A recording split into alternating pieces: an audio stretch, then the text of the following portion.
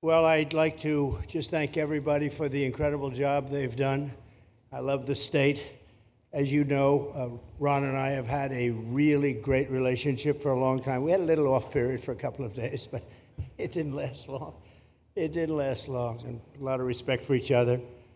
And it's a great honor to be deep in Florida, the Florida Everglades, to open America's newest migrant detention center. It's incredibly built, and you're seeing that yourself. That's why I said, let the press join us on our walk so they can see what's happening. It's known as Alligator Alcatraz, which is very appropriate because I looked outside and that's not a place I want to go hiking anytime soon.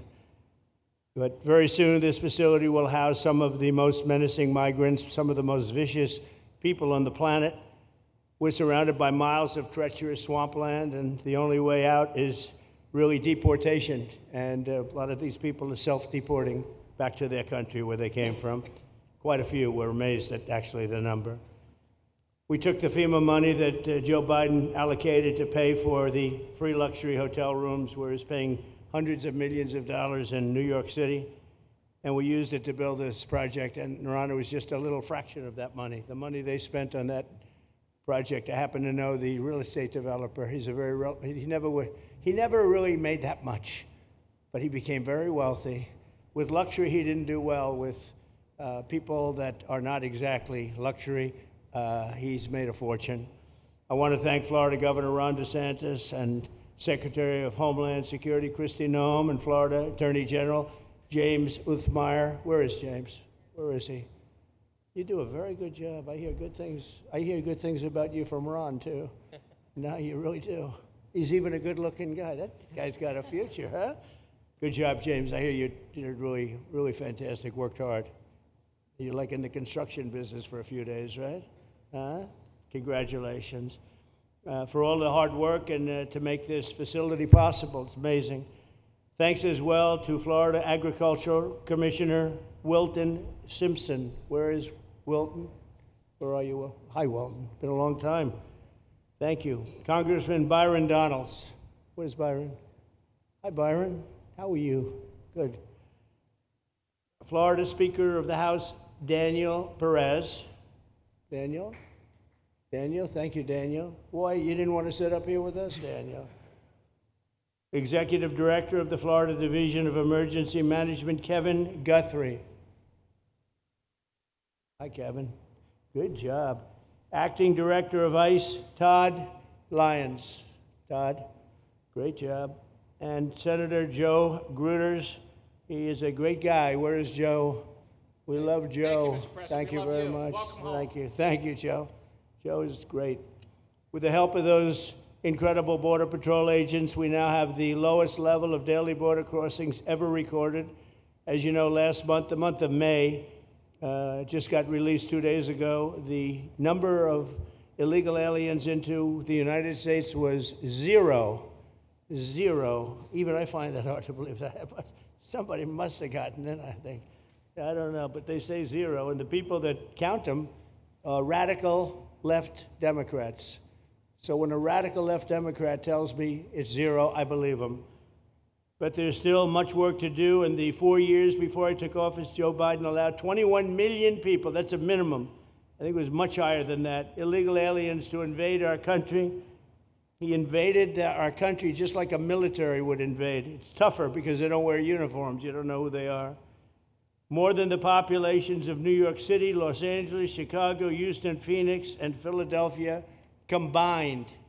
That's what came into our country from prisons, from mental institutions, from street gangs, drug dealers. It's disgusting. This enormous country-destroying invasion has swamped communities nationwide with massive crime, crippling costs, and burdens far beyond what any nation could withstand. No nation could withstand what we did, and we're in the process of doing it, but we have some great people doing it now, and you see them up here with me, but it's, I'd call it like an unforced era. It's sort of like men and women sports. It's sort of like transgender for everybody. How could they have done this to our country? And we're never going to forget it.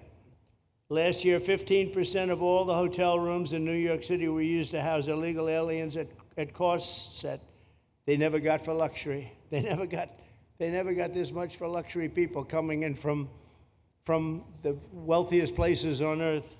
They made more money with the illegal immigrants, with many rooms costing more than $300 a night, 6 times the rent of a typical American family. In Denver, Colorado, the city was forced to cut $10 million from its police and fire department budget as part of a $90 million plan to house illegal aliens. And it's a population that's growing and growing and destroying Denver and growing. And again, it's destroying Denver. And it's destroying many other cities, too. Likewise, one of the city's largest hospital system is drowning in unpaid medical bills, unpaid in the billions, after their emergency rooms were flooded with tens of thousands of illegals, leading to the closure of critical services. And these are really critical services. They can't even keep them open for American patients. The American patients were treated worse than any illegal immigrant. In Los Angeles, 1 in every 4 students in the public school system is from a household headed by an illegal, and most of them don't speak English, so they're in a school system, and they don't have interpreters, they don't have anything, they don't speak English. What a mess, what a mess. Unforced error, all these people allowed to come in. The United States is now spending $78 billion a year on translation. Okay, think of that, $78 billion a year on translation, and smaller numbers on special education programs for non-English speakers in our public schools. So $78 billion, I think that's not a mistake. I would say $1 million maybe, hundreds of thousands of dollars, $78 billion, Joe, on translators and non-English speaking work.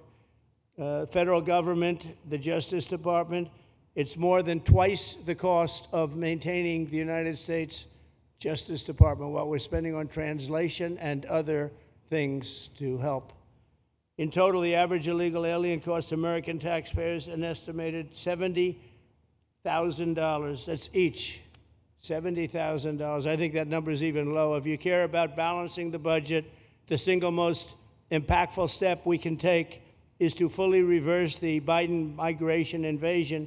One of the worst invasions we've ever had. We've never had an invasion like this. We've had invasions, but we've taken care of them. We've never had an invasion like this, and it's with us.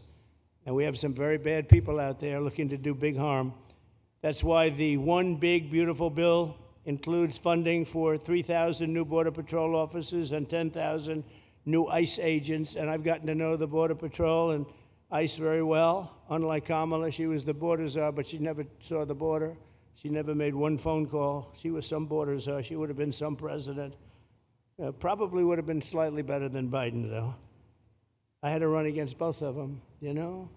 The one guy, it's like a fighter. You knock out the one guy who's doing badly, then they put somebody else in, but fortunately she was a stiff also. Otherwise, I would have been very angry. I would have been extremely angry. The heroes of ICE will also help round up and remove members of the savage drug cartels which are coming back into our country. And we got them out. Now some of them came back in. We just got them out again, and that's going to be a vicious cycle. But these are foreign gangs. They're horrendous people, killers, that have infiltrated our territory, including 8 which we have designated as foreign terrorist organizations, which gives us a lot more power for speed and getting them out much easier. And we had a great court victory, as you know, on Friday that allows us to do what we have to do from the Supreme Court of the United States. In 5 months, my administration has already arrested over 2,700 members of the murderous Venezuelan gang known as Tren de Aragua, including a pack of these sadistic animals arrested last month with over 280 guns, and these are guns of the latest caliber. These are guns that were made over the last period of less than a year, getting brand new guns, the latest and the greatest. Every day, our brave law enforcement officers are hunting down and deporting migrant criminals who have committed heinous crimes, including more than 13,000 murderers, 11,888 to be exact, but I'd probably say the 13,000 is right also. Think of it, 11,888, and more than half of them, they committed more than one murder. So, Ron, many of them are out of here already, but it's still it's a hell of a number to be confronted with. Just this year, ICE agents in Miami have apprehended illegals with arrests for murder, kidnapping, rape, child sexual abuse, and arson, people of the worst order. We're getting these monsters out of the United States, out of Florida, out of all the places that they're in. And on January 20th, I signed an executive order empowering governors and state police to be deputized to enforce federal immigration laws, and Ron's already taken advantage of it. It's a tremendous advantage for the states. Most of them are doing it. Actually, the blue states tend not to do it. Even a couple of them have, though. And I want to express my tremendous thanks to the state of Florida for embracing this opportunity and being a true partner. They've worked so well with the federal government. It's been just a beautiful, beautiful partnership. So, Ron, I'd like to thank you personally. You are my friend, and you'll always be my friend. And we may have some skirmishes even in the future. I doubt it, but I will always come back because we just we have blood that seems to match pretty well. We have a relationship that's been a very strong one for a long period of time, and I appreciate it, very much appreciate it. And also, Secretary Noem, I'd like to have you say a few words. You have been unbelievable, the job you've done. You and our favorite person, Tom Homan, have done, and your whole staff, because it's a lot of people, and Tom acknowledges it all the time. He respects you so much. He respects the staff that you both built. And you're really doing one of the great jobs. And it was great that you could work with Ron in Florida so well. Built such a great facility. So please say a few words. Thank you very much. I don't know if this will work. Well, thank you, Mr. President. First of all, I want to thank you for putting the safety and the security of the American people first, and the way that you never lose focus on making sure that America stays our priority and that the families that live here get the chance to grow up and to raise their children in communities that are safe and that give them an opportunity to pursue the American dream. This facility here is a fantastic representation of what can happen when all of government works together and when it's accountable to the taxpayers and to the citizens that live here. The president signed an executive order that allowed us to build partnerships with states and with local law enforcement officers, which is exactly how things should function in this country. More power, more authority given to people locally so that they can take control of their own destiny. And so we have already been working under the 287G program to deputize law enforcement officers, whether they be state highway patrol, local sheriff's departments in all of our states, and allow them to go out with our ICE officers, our border patrol officers, and make sure that we're getting the worst of the worst off of the streets. We also recognize that as we've been doing that and returning people back to their home countries, that we need detention facilities. We need beds to put them in place so that they can have their due process before they return home. And this facility is exactly what I want every single governor in this country to consider doing with us. What happened to start this conversation was that a young man named Jimmy Percival in my office, my general counsel, who came from Florida and used to work here, called up the Attorney General and the governor and said, hey, what do you think about partnering with us on a detention facility that we could put in place that would allow us to bring individuals there? There's an airstrip close by. You guys volunteered the assets that you have and the connections that you have and worked with Kevin extensively so that we could come here, have their due process given, and return them home to their countries. And in 8 days, this facility has been stood up. And I want everybody to recognize that detention facilities that ICE adheres to is a higher standard than is required at state levels, at local Department of Corrections facilities, sheriff's offices. This is a state-of-the-art facility, air-conditioned, isolated, though, for security purposes, which is very helpful. And I appreciate so many people being willing to work together to make a project like this happen. Right here on this location, we'll have about 3,000 beds. Other location will have another 2,000 beds that will allow us to bring individuals across the country that we are bringing in and incarcerating for violating our laws and immediately get them out of the country as soon as we possibly can. It's exactly what we need to be perpetuating in other states. And what I would say is, I want all of you to notice these flyers that we've got, is that everybody who sees these flyers or anybody who sees these news clips should know you can still go home on your own. You can self-deport. If you go on the CBP Home app and go home now, you will get the chance to come back to the United States legally. You will get the chance to come back and do it the right way. If you don't, you may end up here. And you may end up here and being processed, deported out of this country, and never get the chance to come back. That is the consequences of breaking the law in the United States of America. Listen, our job is to uphold the law. This is a country of laws. We have a border now, and because we have a president that cares and recognizes that we need to be a nation of borders and a nation that upholds the law. If you break the law, there's consequences. We will deport you, and you will never get to be a United States citizen. You'll never even get to come back here and work and to pursue the American dream. But if you decide you want to go home now, go home, and we'll help facilitate it. We'll buy your plane ticket. We'll get you there. In fact, I just got back from Panama, Costa Rica, Guatemala, Honduras. Those countries are excited to get their citizens home. They're setting up programs to loan them money to buy houses when they get there, help them with food assistance, get their children educated, scholarships. They want their citizens that are living here in the United States illegally to come home and to be a part of their economy and help their countries grow.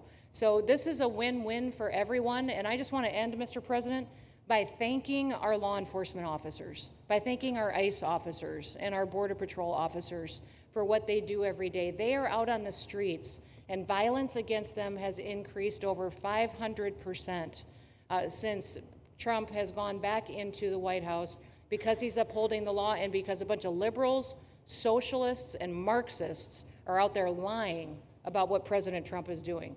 President Trump is upholding freedom by what he is doing. The freedom to live safely in this country and to do things legally and to have justice. And because those liberals, and I'm calling out you, CNN, I'm calling you out because you lie every single day about what these operations are. We are going after murderers and rapists and traffickers and drug dealers and getting them off the streets and getting them out of this country because Joe Biden let the worst of the worst come in here. The other day I was talking to some marshals that have been partnering with ICE. They said that they had detained a cannibal and put him on a plane to take him home, and while they had him in his seat, he started to eat himself, and they had to get him off and get him medical attention. These are the kind of deranged individuals that are on our streets in America that we're trying to target and get out of our country because they are so deranged they don't belong here. And they shouldn't be walking the streets with our children, and they shouldn't be living in the communities with our families who just want to grow up, go to job, raise their children to grow up and get a job and to live the American dream. So thank you to all of our law enforcement officers, those in our military that have been helping, our National Guard. Thank you to Governor DeSantis for stepping up and being an example to other governors. I hope my phone rings off the hook from governors calling and saying, how can we do what Florida just did? How can we do exactly what they did? Because we need this big, beautiful bill. We absolutely have to have this big, beautiful bill that has the funding so that we can continue this operation and we can get those bad criminals off of our streets and have the officers to do it so that when they go out on an operation, somebody's got their back. Somebody's got their back, they can do it safely, and they can go home to their families at night too. So this bill needs to pass through Congress so we have the resources at the Department of Homeland Security to make sure that our homeland truly is secure. And Mr. President, thank you for Stephen Miller. I just want to thank you for him. This guy calls me night and day and tells me all of his wise advice and wisdom, but he's a rock star because he loves this country and he's passionate about making sure that nobody is prioritized over an American citizen. We love everybody. We do. We love everybody. Not everybody. But, well, a lot of people. But we shouldn't be putting people illegally above citizens. We should be making sure that we do things right, and that's what America has always stood for, and we're an example to the rest of the world because we do it right. So, Mr. President, you surround yourself with great people, and I think that's because everybody wants to work for the greatest president that the United States has ever had, and that's President Donald J. Trump. Thank you very sir. much, Christy. That's Thank so you for nice. your. Thank you. Thank you very much. And I have to say that, you know, when Christie's name was put before me by Tom Homan, by the way, because I wanted him for the border, and somehow I thought that was going to be good in that sort. But he didn't want the upper job, and I said, who do you recommend? Kristi Noem. I said, oh, are you kidding? She's great, but she's such a fine, elegant person. He said, sir, she's tough as hell. I said, are you sure? you are tough as hell, I tell you, and you do it in a very nice way, but you are, if you ever saw her ride a horse, she rides a horse like she should be in the rodeo. She's like an unbelievable horse person, and you've done a fantastic job, and Steve Miller would even agree to that, and he likes nobody, by the way. I don't think he likes anybody. And another one we like is Ron. And Ron, would you say a few words, please? Sure. Well, thank you, Mr. President. Welcome back to Florida. And I think this is the first time you've been back since the events of a couple weeks. So just let me say, as somebody that was serving on active duty in Iraq back in the day, we witnessed the number of our troops that were killed or wounded by the Iranians. We know that they're a militant Islamic regime that was hell-bent on getting nuclear weapons, and under Joe Biden, they were about to get nuclear weapons. And because of your strong actions, those dreams and those ambitions have been reduced to rubble. And I thank you. I know a lot of veterans thank you, and people in Florida really thank you for stepping up and really making a strong, tough, but strong decision. I think we're much safer as a result of that. Now, on the immigration, I think President Trump's election represented the chance for us to finally solve this illegal immigration and border problem once and for all.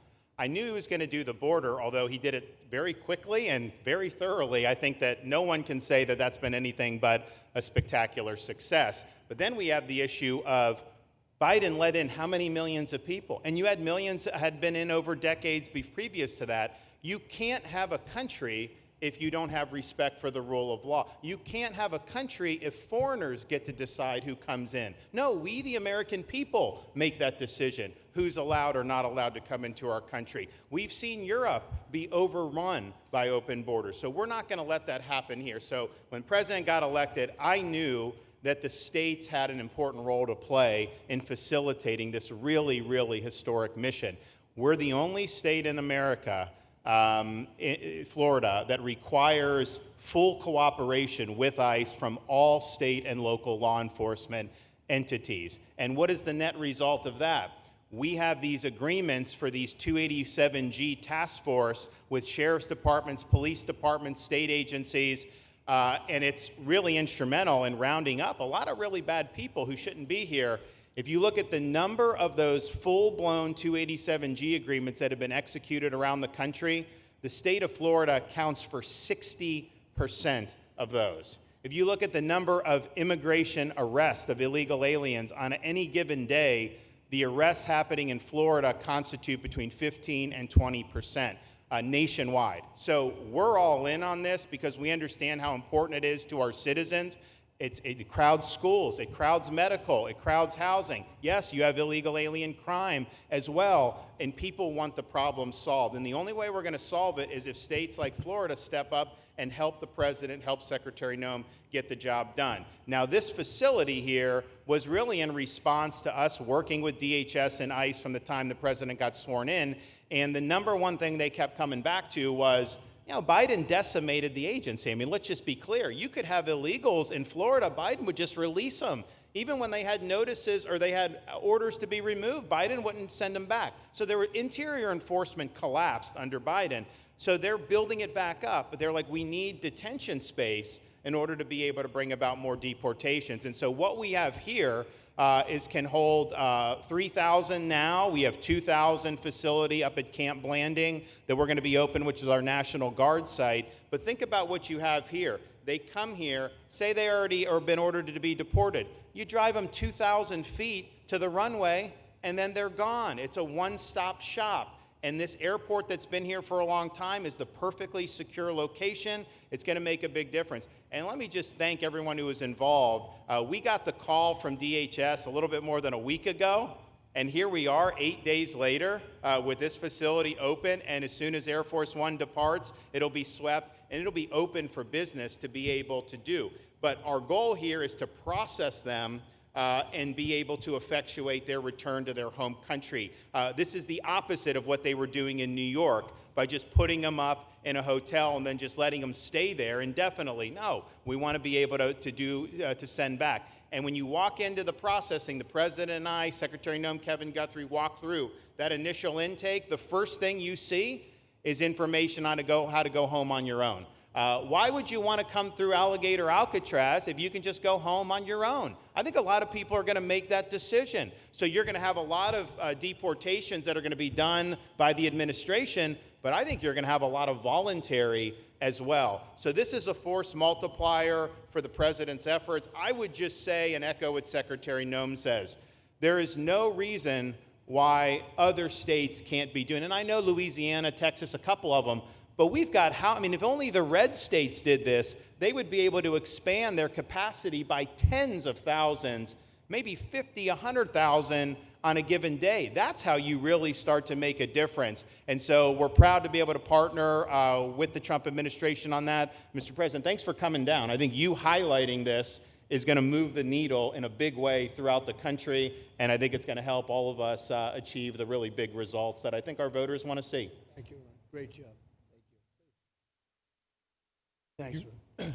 Thank you, Mr. President, for the opportunity. My name is Kevin Guthrie. I'm the Executive Director of the Florida Division of Emergency Management. And I'd also like to thank President Trump and the Department of Homeland Security Secretary Noem for joining us here today and for their continued support. I want to thank first by thanking the man to my right, and that's Governor Ron DeSantis, whose bold leadership and swift action made this project possible.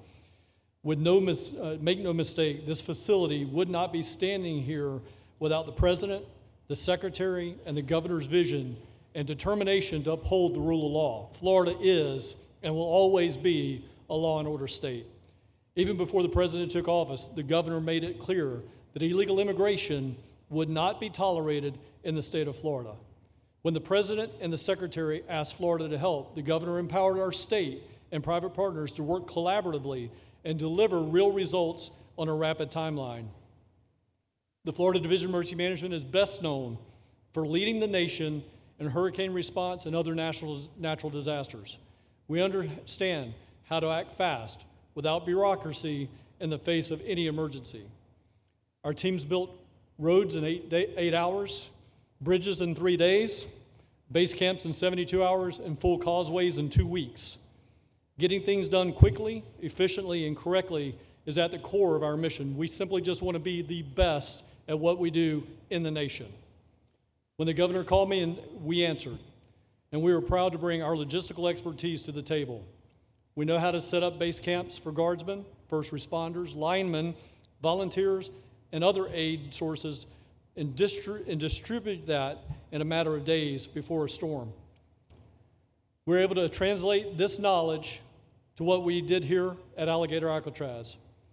Florida has put the best teams together who check their individual logos and egos at the door to get this done. Not just for you, Governor, but Mr. President, for you as well. There are over 13 different vendors that came together to get this solved in 8 days. Truly a whole of private sector partnership to get that done. Behind you on these boards, in only 8 days, we have built a fully compliant detention facility with a detainee capacity of up to 3,000 people, with room for additional capacity if you asked us to do so. The detention facility includes over 158,000 square feet of housing and is a fully aluminum frame structure rated for winds of 110 miles an hour or a high-end Category 2 for those people that don't think that we're taking that into consideration. This is Florida, by the way. Power supply is fully redundant with backup generators in place. We've put a staff village here on site with a capacity of 1,000. Our services are hot meal 3 times a day, 24/7 medical facility, pharmacy, air conditioning, access to indoor and outdoor rec yards, legal and clergy support services, laundry. Our security element is over 200 security cameras throughout the facility, more than 28,000 feet of barbed wire, 400 plus security personnel to include 200 men and women, soldiers and airmen underneath Major General John Haas's command as the Adjutant General of Florida.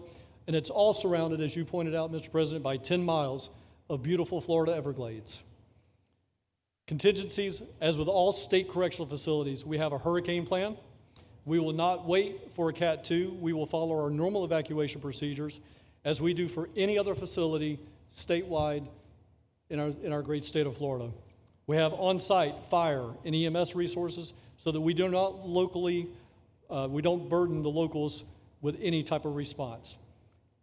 All in all, sir, this has been a perfect state logistics exercise for this hurricane season.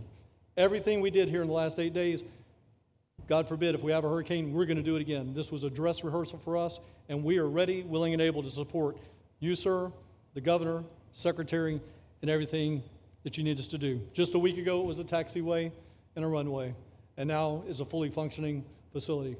We are happy to support you, Mr. President, Governor, Secretary. Fantastic job. Thank you.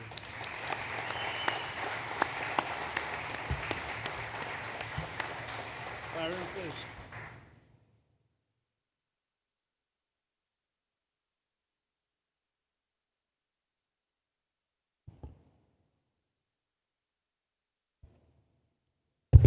There we go. First of all, Mr. President, we all have to thank you for your leadership and for the mandate that the American people gave you to finally secure our borders and to deport criminal illegal aliens and longstanding illegal aliens out of the United States.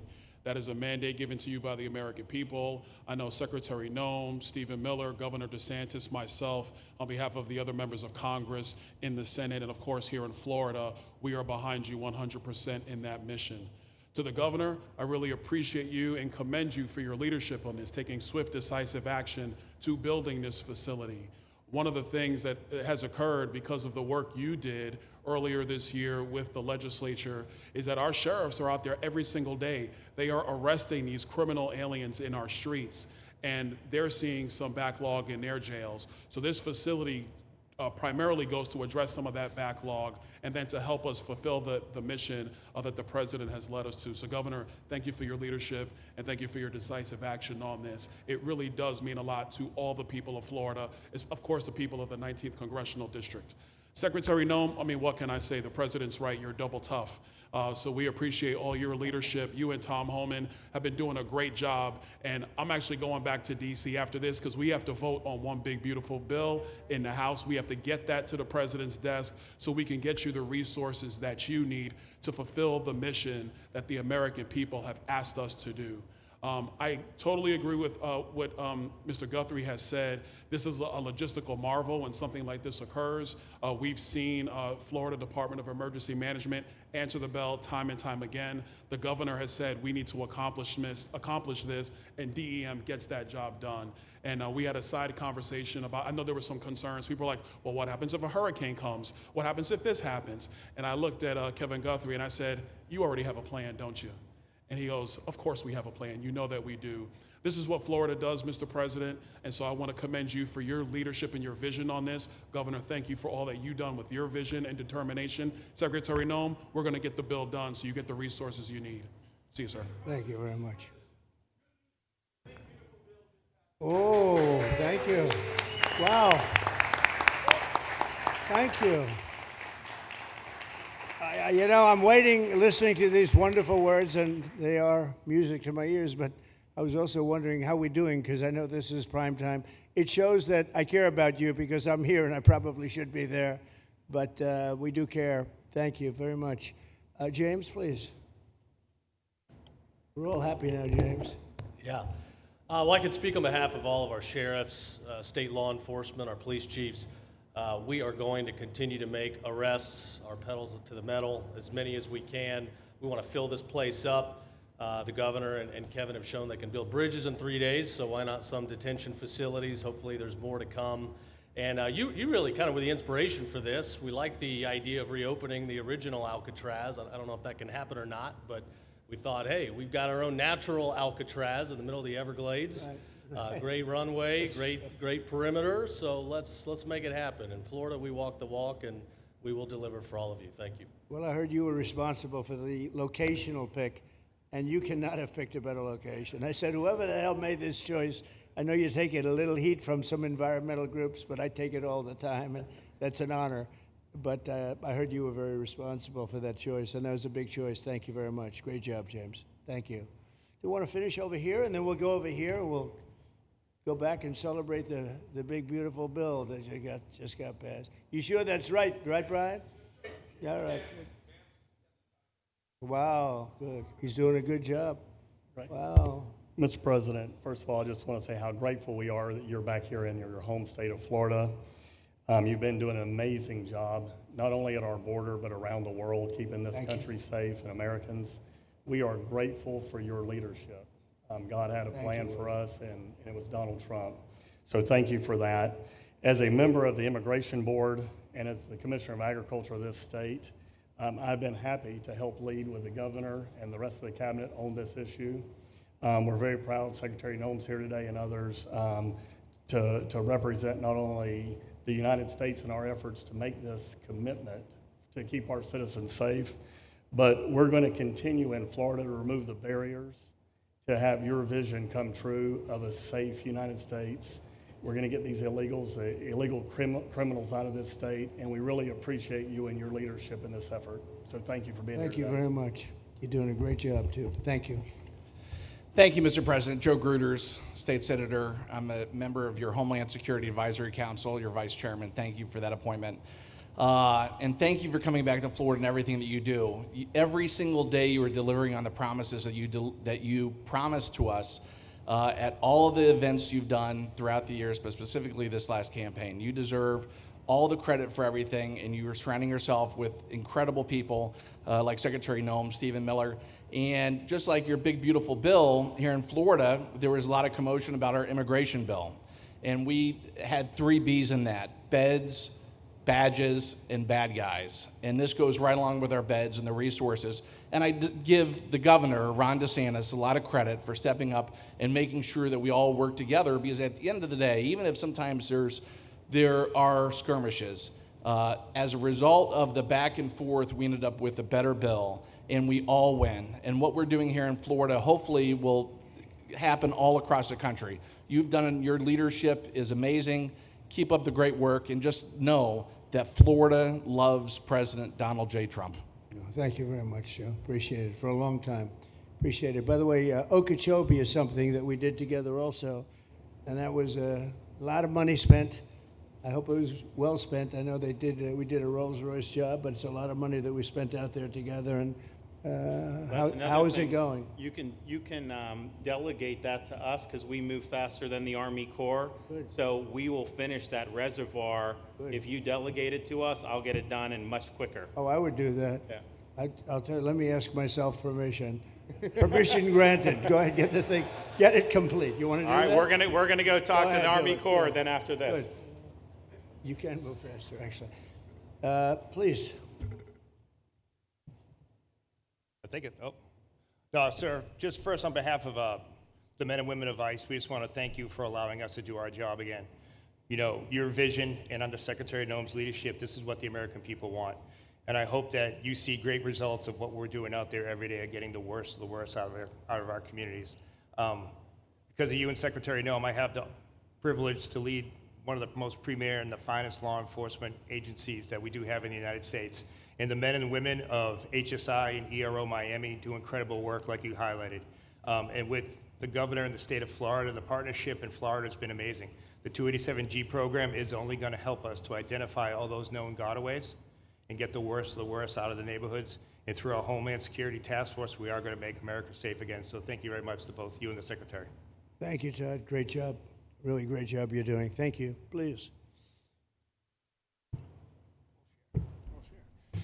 Good morning, Mr. President. Hi. Thank you so much for coming. Again, as Garrett Ripp, I'm the Field Office Director for ICRO here for the Miami Field Office. Incredible collaborative work we've been doing together, working with the state, working with our local partners.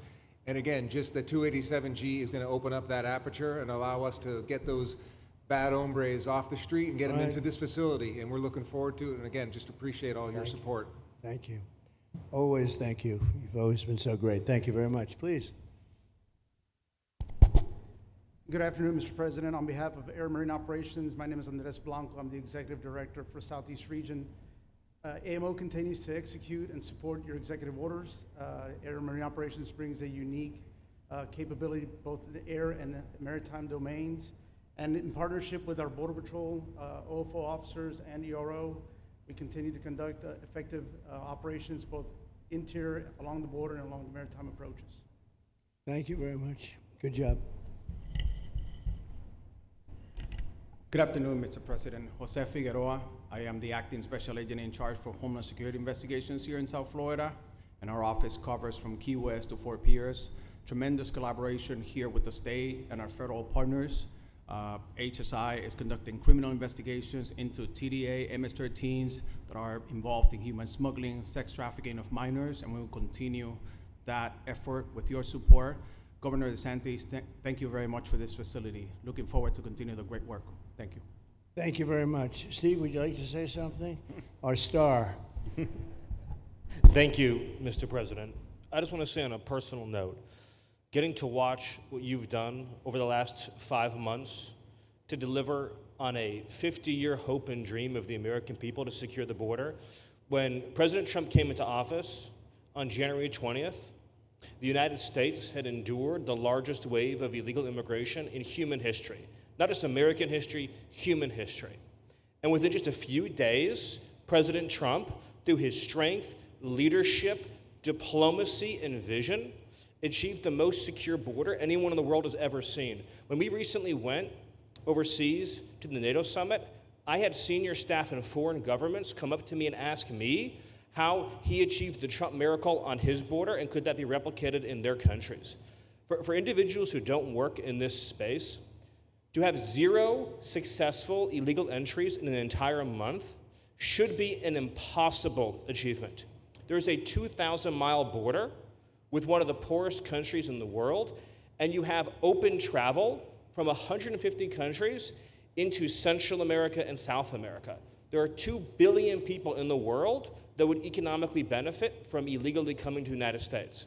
And through the deployment of the military, through the deployment of novel legal and diplomatic tools, through the building of physical infrastructure, through the empowering of ICE and Border Patrol, and the entire federal law enforcement apparatus, President Trump achieved absolute border security. And now, once this legislation is passed, he will be able to make that with those resources permanent.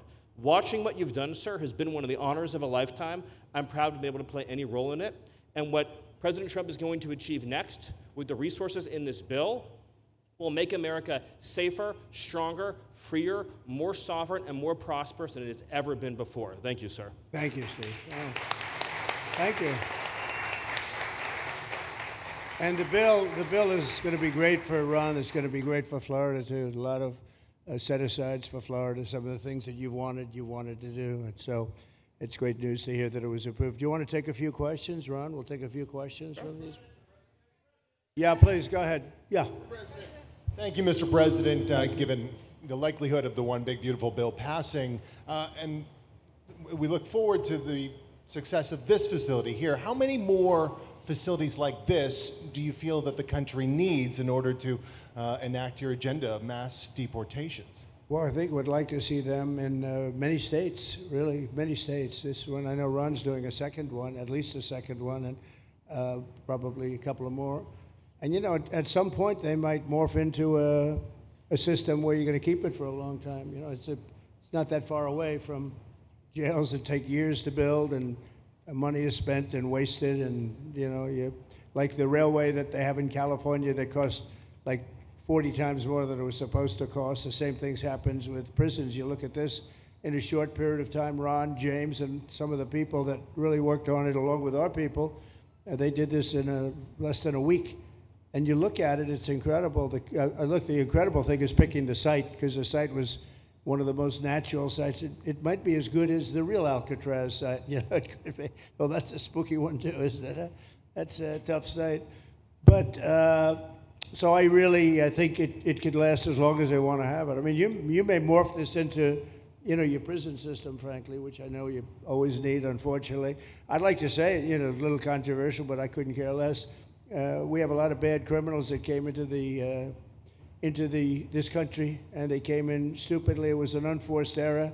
It was an incompetent president that allowed it to happen. It was an auto pen maybe that allowed it to happen, and it did happen. But we also have a lot of bad people that have been here for a long time, people that whack people over the head with a baseball bat from behind when they're not looking and kill them, people that knife you when you're walking down the street. They're not new to our country. They're old to our country. Many of them were born in our country. I think we ought to get them the hell out of here, too. You want to know the truth. So maybe that'll be the next job that we'll work on together. But I think getting them out, you know, we forget about them. We had some bad accidents in New York. And they're not accidents. They were done very much on purpose. People being pushed into a subway just before it arrives, going 40 miles an hour. and they're 10 feet away from where the thing is. You get pushed right into the face of the subway train, get whacked and killed. And these are sick people. I'd like to get them out of here too. Yeah, please, go ahead. White shirt, glasses. Julio Rosas, Blaze Media, sir. A couple months ago, I ran into former DHS Secretary Mayorkas, and I asked him a couple questions about his disastrous handling of the border. He didn't like my questions. But the number one question that I heard from people in responding to my video was, why hasn't he been arrested yet? Obviously, you guys are cleaning up the mess that was made deliberately for the past 4 years, and so people want accountability. It's great to see that the border is secured, and it's great to see the state level cooperation. But I guess I would ask you, why hasn't he been held accountable, or anybody really? Well, pardons were given out by to many people, and they shouldn't have been given out. Like the Unselect Committee of Political Thugs was given a pardon because they destroyed all of the information from 2 years of hearings, and they should be arrested, but they were given pardons. Was he given a pardon, Mayorkas? Was he not? I don't believe so. Well, sir. I'd take a look at that one, because what he did is it's beyond incompetence. Something had to be done. Now, with that being said, he took orders from other people, and he was really doing the orders. And you could say he was very loyal to them, because it must have been very hard for him to stand up and sit up and talk about what he allowed to happen to this country and be serious about it. So he was given orders. If he wasn't given a pardon, I could see looking at that. In fact, why don't you take a look at it, Kristen? He was impeached, but yeah, it was just a fake impeachment. It was a fake impeachment. Why don't you take a look at it? I think he was so bad. They were all so bad. Look, it was the worst president in the history of our country. We've had some bad ones, but he was the worst president. But somebody told Mayorkas to do that, and he followed orders, but that doesn't necessarily hold him harmless. So take a look at it. It's a very good question, actually. Thank you. Yeah, please. Go ahead. Mr. President, you and the Secretary have both said that many people have self-deported since you came back into office. Yeah. How many is many, and has the rate gone up? How do you see the tempo of that moving forward going on?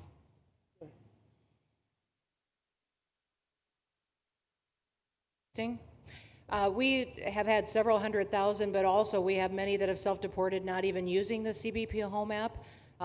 When I have gone to these other countries to negotiate security agreements and information sharing on criminals, who's coming and going into their countries, they report that hundreds of thousands have come home that weren't on our radar, that they are coming home on their own and self-deporting because they want the chance to be able to go back to America someday. So we believe it's over 1 million, possibly more than that. I'm asking all of those countries for their information on what they have of individuals that may have returned home, that they have taking advantage of their programs to help them become a part of their civilization again too. So we know it's over 1 million, but we have to, I'm getting more information, and that number will grow. If they don't leave, they never get the chance to come back. If we have to take them out, and we will, they'll go out, but they never get a chance to come back. The other way, we actually make it a little bit easier for them to come back. Okay? Thank you. Good question. Thank you. The bill is now passed in the Senate, but we are already hearing from some Republicans in the House who say they cannot get on board with the changes that were made to the bill in the Senate. What is your message to those holdouts? Well, I just heard that about the Senate, and the bill just passed, and it tells you there's something for everyone. I mean, it's a great bill. There is something for everyone, and I think it's going to go very nicely in the House. Actually, I think it will be easier in the House than it was in the Senate. And just to be clear, on the Medicaid cuts, you've promised not to cut Medicaid, said this is all just targeting waste, fraud, and abuse. Are you saying that the estimated 11.8 million people who could lose their health coverage, that is all waste, fraud, and abuse? No, I'm not saying that. I'm saying it's going to be a very much smaller number than that, and that number will be waste, fraud, and abuse. And if you look, they took a much more liberal stance on the Medicaid situation than they could have. They had a tough stance and a weak stance. They took not a very strong stance on that to start off, and it's waste, fraud, and abuse, and everybody wants that covered. What number is that? What analysis are you seeing? I'm not seeing a number, but I know it's much less than the number you gave, and we really were very, very cognizant of three things. Social Security, we're going to take care of it beautifully. Medicare and Medicaid, and we are going to save it, whereas the Democrats are going to, you won't have it. they will destroy Medicare and Medicaid, and they have to because their numbers don't work. So it's not going to happen. They're the ones that have destroyed Medicare. They have made it so bad already, they're going to make it a lot worse. But now we'll be in charge, so we're going to have no problem with Medicaid or Medicare or Social Security. Thank you. Yeah. Claire Gall with Wink News in Fort Myers. What is your direction to ICE when it comes to arresting farm workers here illegally, other workers in industries that are pretty critical to Florida's economy? Yeah. Well, we're very much cognizant of that, and as you know, I won the farmers by 92%, and I'm not going to be abandoning my farmers. We were strong on the borders, but we're also strong for the farmers and for others in the hotel industry, et cetera. You know, we have similar situations, and Christy and I, and we'll be working with Ron and a lot of the states. We're going to work something where the farmers can be responsible for some of the people they have people run for 10, 15 years that they know very well. We're going to put them responsible. And we're going to issue a form of a card or document, and the farmer is going to be responsible for these people. They're not going to have citizenship, but they'll be working, they'll be paying taxes. We need to get our farmers the people they need, otherwise our farmers aren't going to be able to do their land. You know, it was tried once before, many, many years ago, where there was a very strong guy, and he got everybody out, and every farm, almost in the country, but every farm in California, every farm in Iowa, almost all the farms went bankrupt. They had nobody to work, and we don't want to have that situation. So we're going to work it. We're going to put our farmers and others in charge of the people that they have under them. They know the people, and I think it's going to work out really well. We're going to take care of our farmer, but we're going to get the criminals out. Okay? Yeah, go ahead, please. Thank you. Mr. President, how do you respond to critics who fear that a 3,000-bed detention center and the waste that that could produce will pollute the surrounding federal protected land, including land that both administrations have invested billions of dollars in restoring? Well, I was one of those that invested billions of dollars and hundreds of millions of dollars right here in the Meadowlands, but in the Everglades, and the Meadowlands too in New York. If you look at what we did up there, speaking of the Meadowlands, a lot of places like this, but this is a very unique one. One thing I'll say about this land, we'll be gone 1,000,000 years and this land is still going to be here. It's not going to be much different. You'll have the water moccasins, you'll have the alligators. You may not have people, but you're going to have all those animals. They're going to be around, and you got plenty of them out here. I think it was a brilliant choice, and I think almost anybody in his or her right mind would say this was a brilliant choice. I give the governor a lot of credit for using this piece of land. And in addition to that, it's on top of something that was already developed. It's an airport. You know, you have the runways, you have so it's already been developed. So it's not like you're dropping dirt right into the thing. There was zero movement of that. That was done many years ago because the airport's very old, but it was an abandoned railroad, an abandoned airport. And frankly, it's like perfect. And you can do expansion on this site substantially without doing anything. So the people, I heard them complaining about the Everglades. There's no, I don't think you've done anything to the Everglades. I think you're just enhancing it. This was already here. How long has the airport been here? Decades. Many decades, yeah. And they have, Kevin, all these guys, you know, have a waste plan, like the wastewater gets trucked out, potable water gets, literally, they have, even our DOT has put things up in case there's any seepage, which we don't. So you are literally doing this on concrete that's already here. So I don't think those are valid and even good faith criticisms, because it's not going to impact the Everglades at all. President's been a champion, we've been a champion, really changed the game in Florida on it. I think it's just people don't want to see illegal immigrants deported, and that's their ideology, and they have a right to that. But illegal immigration's unpopular, so they know that they're going to have less effect trying to do it. So they're going to try, oh, well, no, it's just about the Everglades. But really, I think a lot of those people, they just don't want to see illegals deported. Because if you actually hear, everyone's here, you obviously know there's zero land that's being disturbed. Well, you know, when we talk about popularity, though, I will say I ran on the issue of illegals, and we have to get them out. And I won 82% on that issue. So I think that they may not like certain aspects of it, but ultimately they do not want them in their country. And if this is a part of a use, but I think from an environmental standpoint, it's incredible. In fact, when we landed that very big, heavy plane today, They came out and checked it fairly. I think they want the president to be able to land on a piece of concrete that's not going to go 6 feet underground. And they checked it. They came back and they said, this thing is really solid. So it's been there a long time. It's going to be here a long time. And it was a great choice of a site. Thank you. Yes, please. Brian, go ahead. Yes, sir. The people of Syria were recently seen on the streets waving American flags, chanting Trump, Trump, Trump. They're so appreciative of the economic sanctions that was lifted on that country, giving them a little bit of hope for prosperity. You want to comment on that? Well, they're great people, and the man that is leading them has a reputation. He was the head of some pretty tough organizations, and a lot of people criticized me for that. I said, well, what are we going to do, take him out of a day school, a country day school?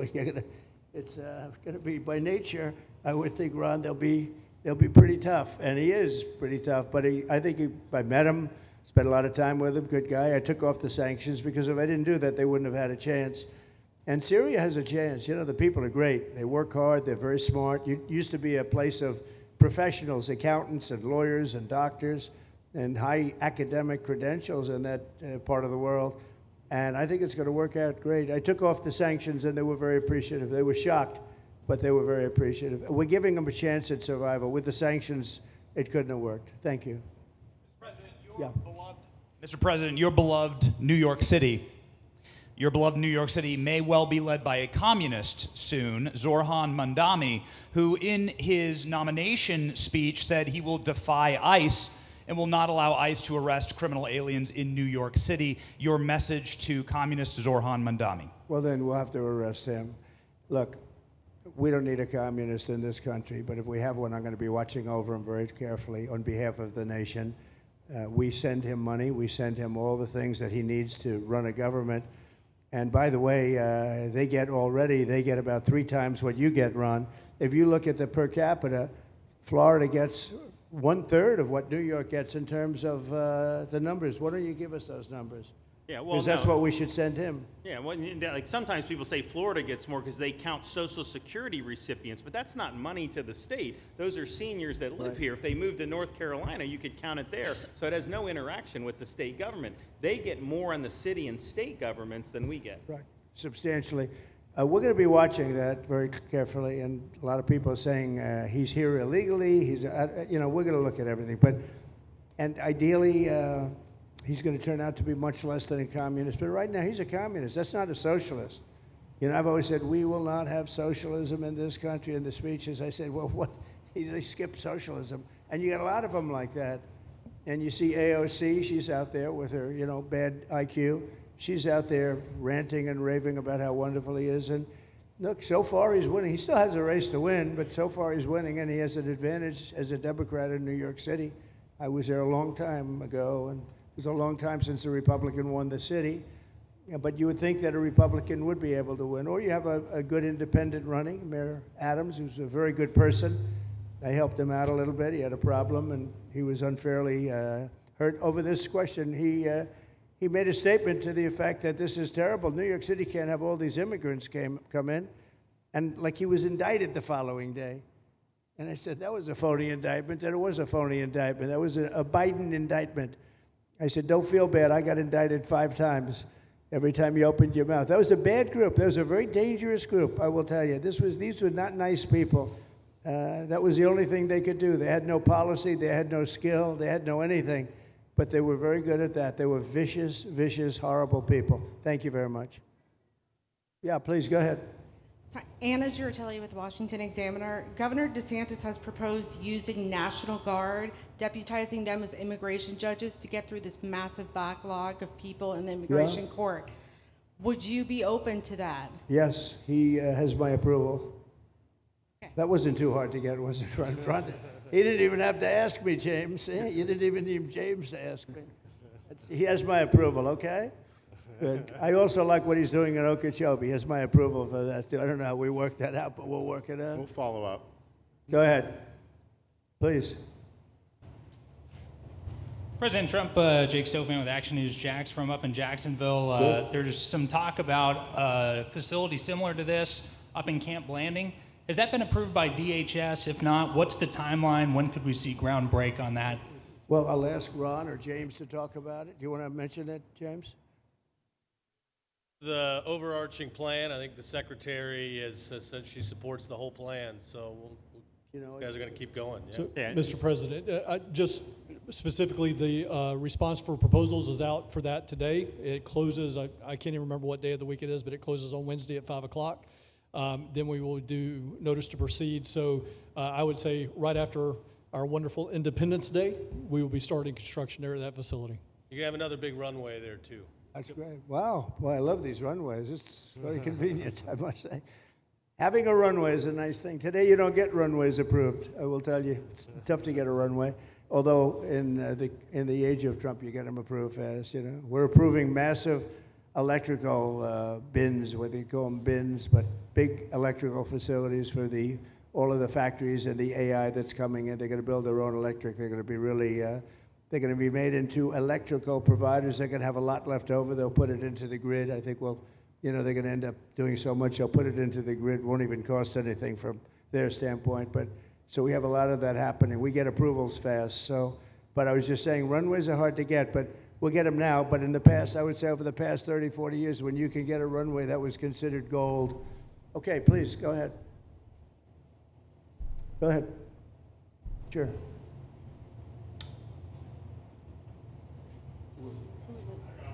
Okay, go ahead. Yes. President Trump, Laverne McGee, News 6 Orlando. You have fulfilled several campaign promises along with the help of Governor Ron DeSantis.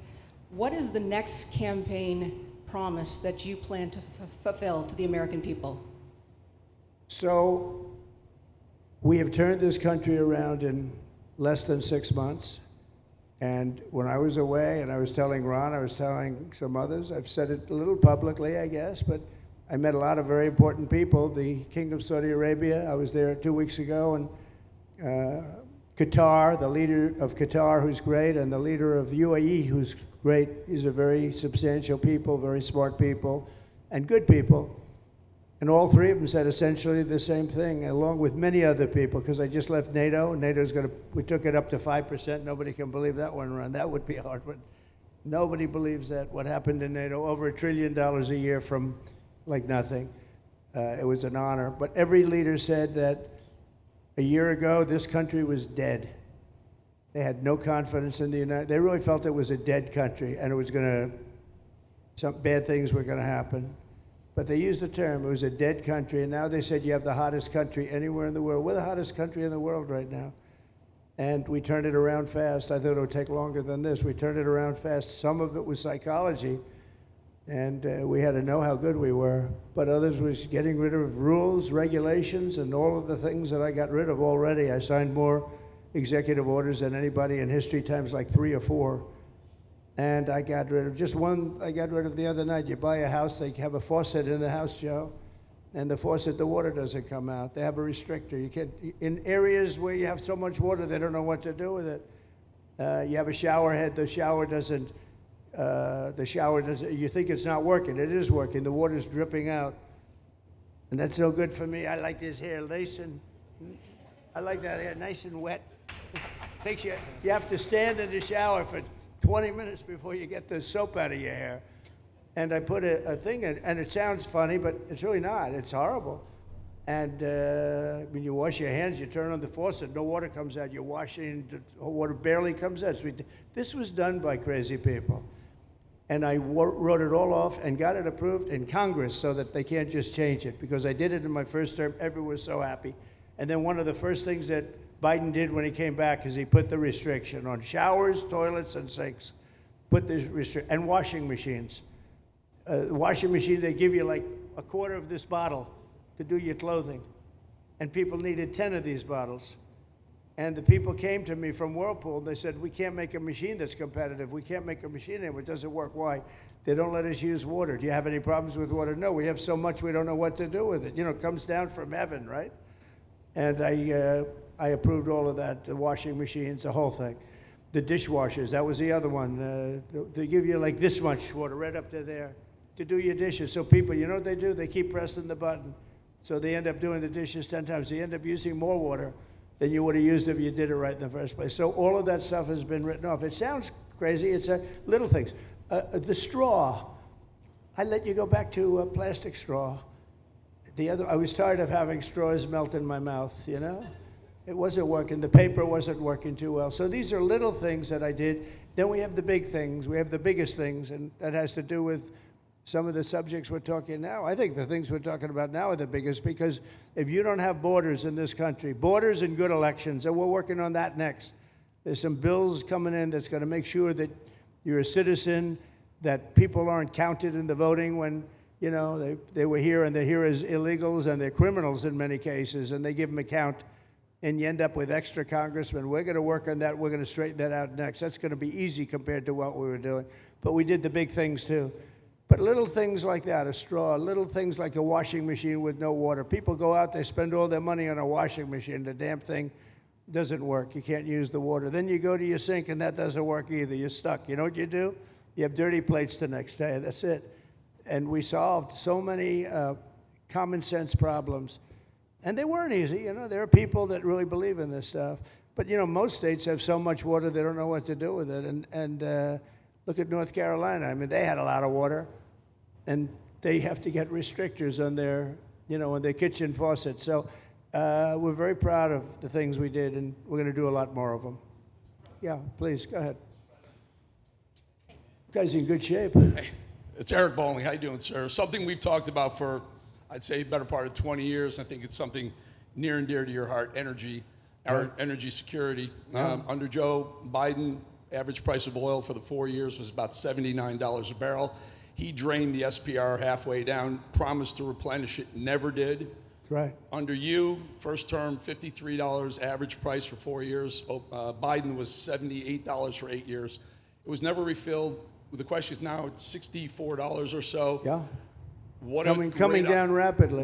Coming down, and what a great opportunity to fix another one of Joe Biden's problems, one of the things he broke in America, giving us the energy security of an emergency SPR, Sure. fill it to, maybe even go beyond and fill it to 1 billion barrels this time at a much cheaper price. Thoughts on the energy sector? So it holds 77 million barrels, and we had it up to the top, if you remember. And I was proud of that, and I made a deal to buy it at the lowest price of oil. It was a good deal, good instinct. And we filled it up, and when he came in, he started using it to keep oil prices down because he blew our energy policy out. Energy and his bad spending is what caused inflation. So now we have no inflation. Gasoline just hit $1.99 today in 5 states. $1.99, isn't that a nice sound? It was up to $4, and going up to $5, $6, and $7. In California, it was $7.70. But we just hit in five states, $1.99, $1.98. And it's coming down to that level, so that'll be a big thing. And one of the reasons the prices and costs are going down when you go to the supermarket, because I said I was going to get costs down. We're getting the costs down. Food is coming down. When I came out, my first week, if you remember, I had a lunatic reporter screaming at me saying, eggs are going through the roof. What are you going to do about eggs? I said, I just got here. I didn't know anything about eggs. I had to call you. I said, look, I just got here. Tell me the problem. Well, they're doubled in price, and they're going to be 5 or 6 times higher. They were right, actually. I said, let me work on it. And now we have eggs down to the same numbers it was when I first came in. You know, we lowered the cost of groceries. A simple word like that, groceries, it was like almost a strange word. I hadn't heard the word in so long, but what could be more beautiful than the word grocery? And we have the prices way down. We have the energy way down. Energy brought the groceries down, if you want to know the truth. And, you know, so we think we're going to get it lower, and we're going to fill up the it's called the Strategic National Reserves.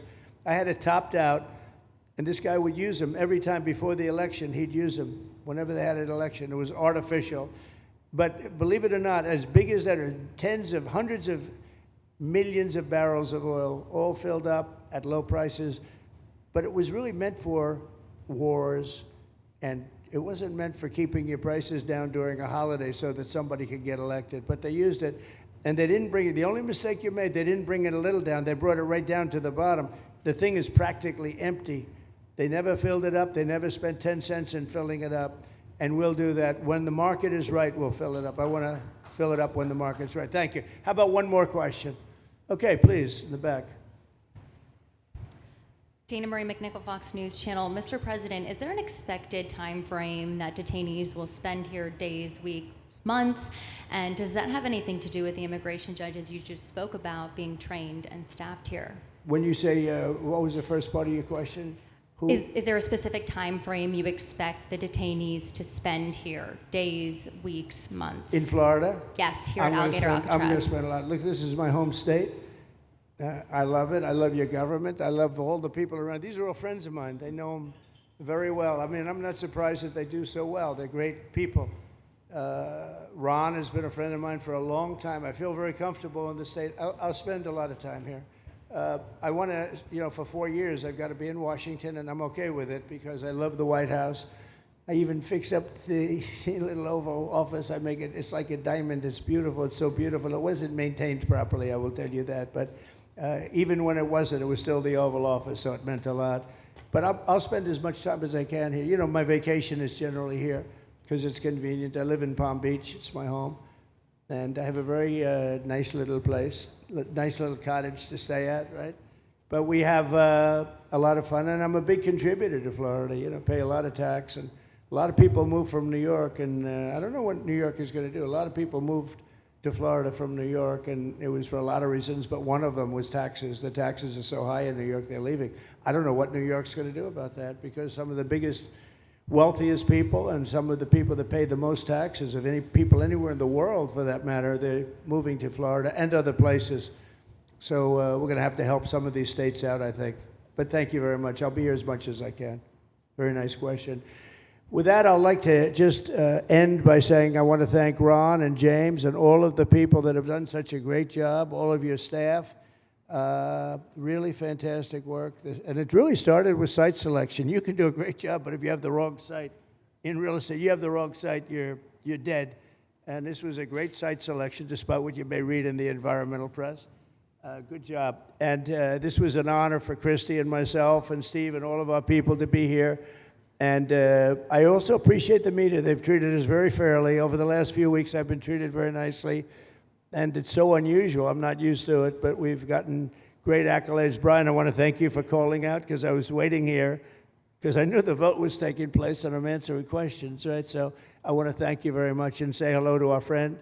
And I will see a lot of you. Thank you very much. We're going to make America great again. Thank you very much.